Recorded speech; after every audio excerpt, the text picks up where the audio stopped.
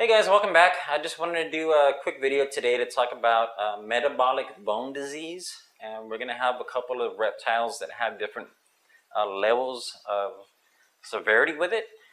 But basically what it is if these animals don't get the right vitamins or nutrients, their bones become super brittle and they become rubbery, or they break and they heal in whatever shape they're in, which causes deformities.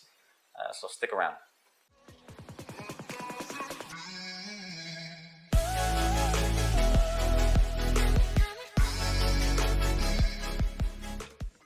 And here we have a leopard gecko that has pretty bad MBD, especially in his front legs. You can see how they kind of just bend in a very unnatural way. And I mean, he gets around decently, but that's pretty bad. Doesn't let him stop him though. He's pretty full of spunk. And here we have a very grumpy build chameleon that also has MBD in his front arms. They bend around in a kind of a rubbery way too that they should not be in. You see that, especially at his elbow. And if you look at his head, it's kind of misshapen. And that's due in part to the MBD a little bit, but also to where his decorations were placed in his old enclosure. So we kind of keep our stuff away from the top. But if you put decorations all the way to the top and branches and stuff, they will climb all the way up there and kind of smush their head up against the top of the enclosure. And that's what happened to this little guy. But I mean, he climbs around this thing pretty well. And he's definitely a little character. Typical build when he does not want to be touched. Love you, buddy. Alright, last but not least, we kind of have the king of metabolic bone disease. This is Skully. For some of you local people, you've seen him out at events. Everybody loves this little guy. And he has metabolic bone disease pretty bad. All on his back, his tail. And this little guy was kept in a 20-gallon tank with no UVB lighting at all when we first got him a couple years ago. But you can see his back, he has a pretty bad hump, and it kind of zigzags on his back all the way down his tail, all the way down to the very tip. So like I said, he has a pretty extreme case of MBD, and as far as we can tell, he's not in any pain. He gets around very well. He jumps, he climbs, he gets into all kinds of trouble. But like I've mentioned in another video, it is pretty difficult to tell if a reptile is in pain because, like other animals, they can't express that pain, with a whine or a whimper or anything like that. So, pretty difficult. But what are you doing? You want to say hi to everybody? Close up. Blow him a kiss. Blow everybody a kiss.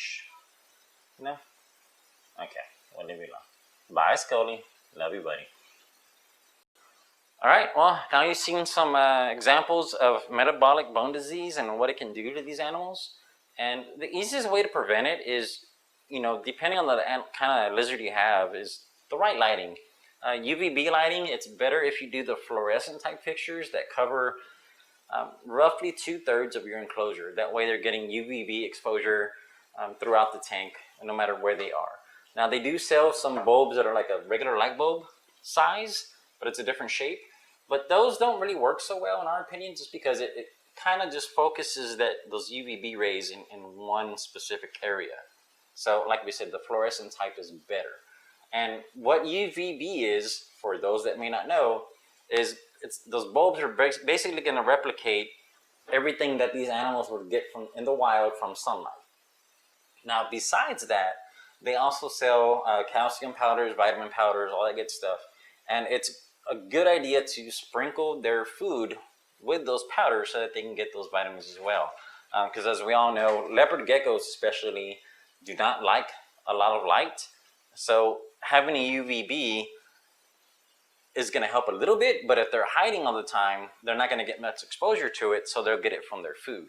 And I know some people keep like a little bottle cap or something like that with that calcium powder in their enclosure, and they feel that the lizards will kind of go and just eat from that when they feel that they need it. But just to be safe, sprinkled their food with it.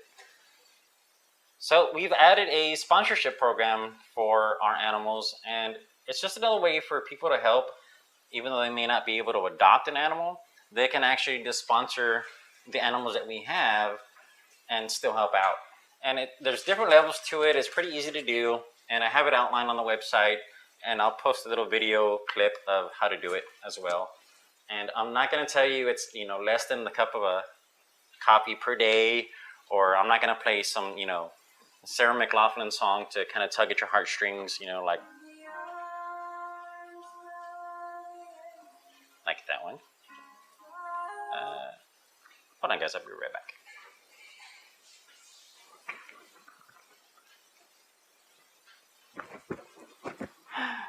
Damn you, Sarah McLachlan. What do you mean think of those damn dogs and cats? The dog with one eye and the cat that...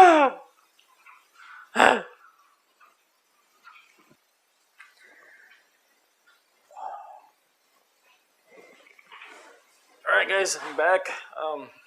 Sorry about that. I had to go help chop some onions. Yeah, we'll stick with that. But here's a clip just showing how to do the sponsorship program. Alright, on the website, it's pretty easy, guys. You see the donation section here. If you want to donate some funds, and then other items we may need from time to time. Feeder bugs, feeder mice, rats, etc. Enclosures, hides, all that good stuff. And then down here is where we have the actual animal sponsorship section, where you can actually just sponsor an animal if you can't adopt one. So there's different levels here. There's 6 different levels, and then with each one, you get different benefits or items from that donation. Besides knowing that these animals are well taken care of. Then, excuse me, down here on the bottom is the actual sponsor form. And that's pretty much it, guys. If y'all have any questions, comments, drop them below. And we'll see you next time. Thanks.